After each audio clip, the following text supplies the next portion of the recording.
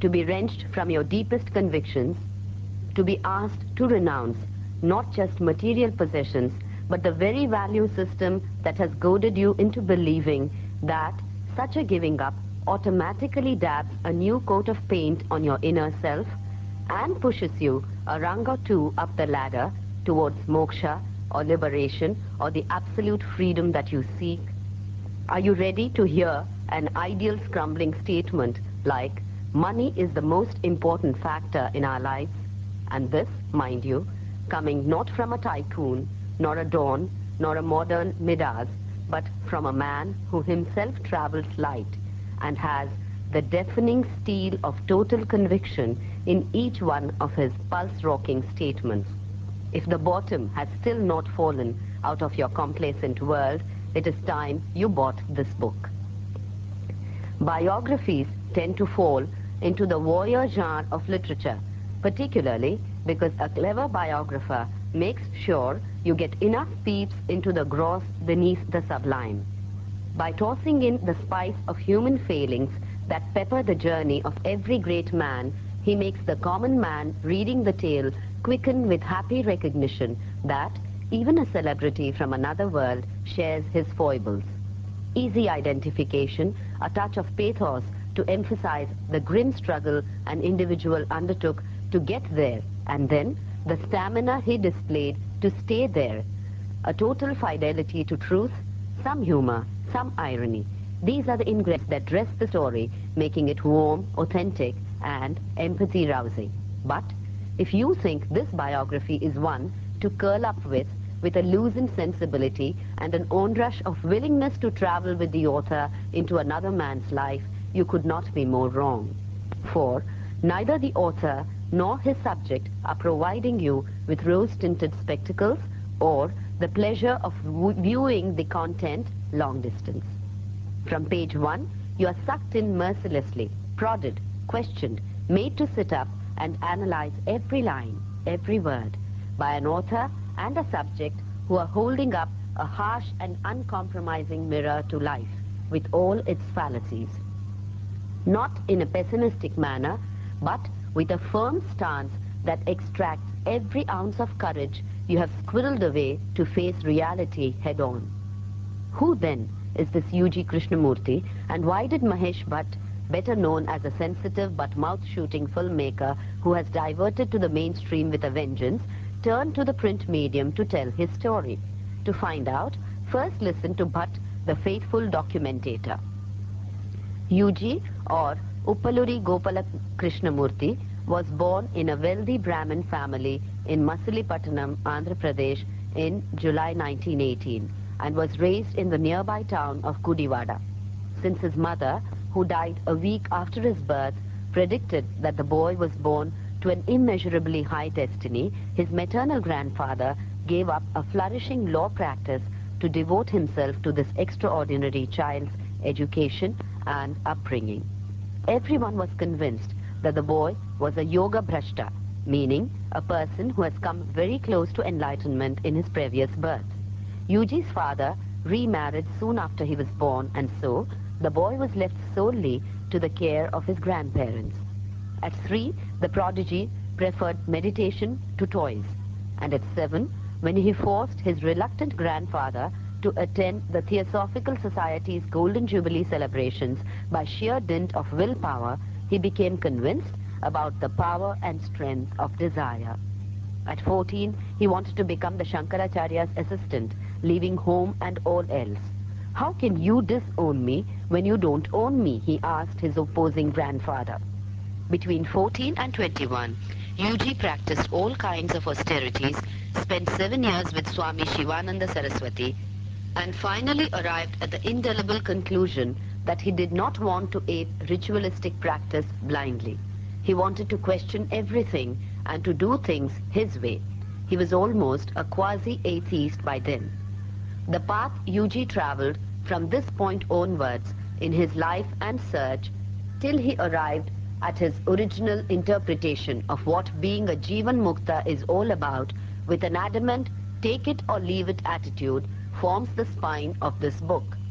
It is easy to understand why Bhatt not only got drawn to the man, but also felt obliged to record his experience. For, in a world of fence-sitters or join the bandwagon groupies, Mahesh himself has always drawn attention by his brash tongue and a special brand of confidence that proclaims, "I care two hoots for disapproval." In his films, as in his personal life, the man has broken rules not just for the sake of breaking them, as much as to question the impropriety of some external authority asking him to live his life by a generalization. Drugs, live-in relationships, ochre robes, commune living, the adventurer has tried it all. So, it is but natural that he gets attracted to another human being who is as much of an iconoclast, and in a higher plane as it were, providing answers that are even more confusing than the questions seekers ask him. With such strong chemistry between writer and subject, the book naturally holds attention, for many reasons.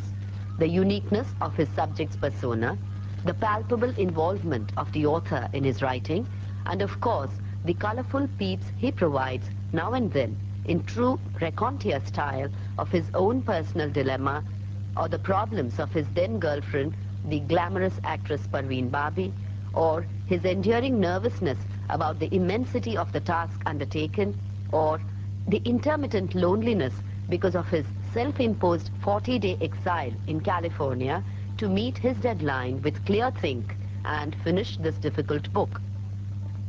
Structurally meticulous, the book is presented in two halves. Part 1 dealing with Bhatt's encounter with Yuji and the lifescape of the man, spread over 10 fairly comprehensive chapters tracing the early years, Yuji's love-hate relationship with Theosophy, and with his articulate namesake J. Krishnamurti, his breaking off from his family, his astounding experience that was tantamount to a rebirth, and life after this remarkable turning point. This climax, appropriately titled Calamity, comes at midpoint, namely page 85 of the book, paving way for the elaborate paraphrasing that follows of its meaning and through it the meaning of life itself. Having thus come to grips with the components of the man's life, Bhatt devotes the latter concluding half to Yuji's idiom, reproducing recorded conversations held with Yuji by a number of people in an easy question-answer format. The ending comes upon us suddenly, as is to be expected in a book that does not from the outset promise you that it is holding your hand and helping you reach a goal, not even that there is a goal to reach, in fact. So, the last question in the book aptly is there no summing up, no full stops? To which Yuji replies, there is no way you can sum up what we have discussed.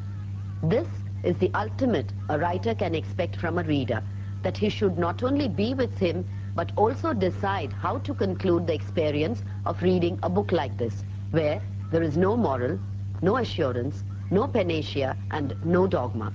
And Bhatt gets this cooperation, if only because the one-line shockers mouthed by Yuji, which have been very astutely used as preludes to each chapter, have whetted the curiosity and the grey cells of the discriminating reader, so that by the end of the book he is more than willing to meet Bhatt halfway and set up parlor powwows to discuss the book. Let me give you a few examples of the quotes opening a few chapters to emphasize how this stimulation has been egged on. The opening chapter announces, if you are searching for someone who will enlighten you, you have come to the wrong man. For, as Yuji correctly believes, a real guru, if there is one, frees you from himself. Chapter 9 begins with a startling, the uniqueness of the individual cannot express itself because of the stranglehold of the experience of others. Having been taught from birth that man is a social and an interdependent animal, this statement needs a lot of chewing before the cut of its impeccable logic surfaces. For, undeniably, every individual who has something unique to contribute and has recognized it has also realized how excruciating the struggle is to keep this special quality alive when all the networks around would rather that you lived by their image of you. In other words, by their expectations of your role and how long a rope you deserve to do your own thing. This is why Chapter 10's pronouncement that it is just not possible to produce enlightened people on an assembly line makes a lot of sense. For the struggle is long and bitter, and sacrifice, misunderstanding, censure, ostracization, and even death may be part of the package deal, as the biographies of many great people who have walked alone to the last breath and then been glorified posthumously have amply proved. Only at times do UG's verdicts rankle.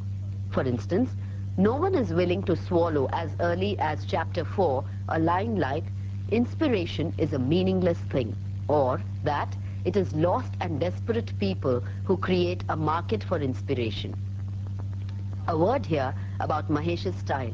Although not as often as one would hope for it, from such an articulate and often powerful wordsmith, here and there a phrase of great beauty surfaces, giving our overworked sensibility a moment's respite to dwell upon an image of haunting power and beauty.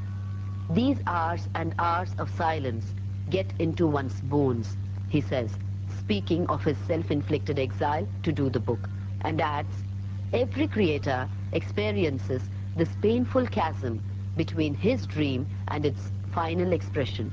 The chasm is never completely bridged. We all have the certainty, perhaps illusory, that we have much more to say." Every craftsman who has known these labor pangs will throb with recognition reading those lines. At another time, Bhatt pens a delicate vignette of his strong bonding with UG, saying, "Inhaling the memory of the times spent with him fills me with vigor and courage." At one parting, when UG drives away saying, "By the time you know where I am, I may very well be somewhere else," Bhatt says he was leaving me with my words and my emotions in my mouth, instantly creating in the reader a recap of events in one's own life where the last word remained unsaid. In conclusion, perhaps the most commendable point in favor of this biography is its timeliness, for the world is reeling under the gory aftermath of mindless bloodshed, ostensibly inspired by religious sentiment. But religion is a very private relationship between an individual who recognizes his limitations and the crutch he leans on, while a UG who walks tall advocates doing without that crutch. To remove the cobwebs of bias and let man's limping spirit thrive in harmony with nature, for as he says, it is only self-consciousness that has separated man from the totality of things.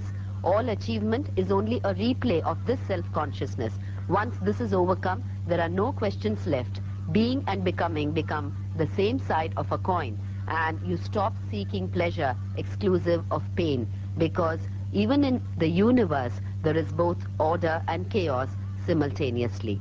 And since you are no longer anything but a microcosm of the macrocosm, you learn to appreciate the nowness of life and realize that each moment can be an end in itself rather than a means to an end.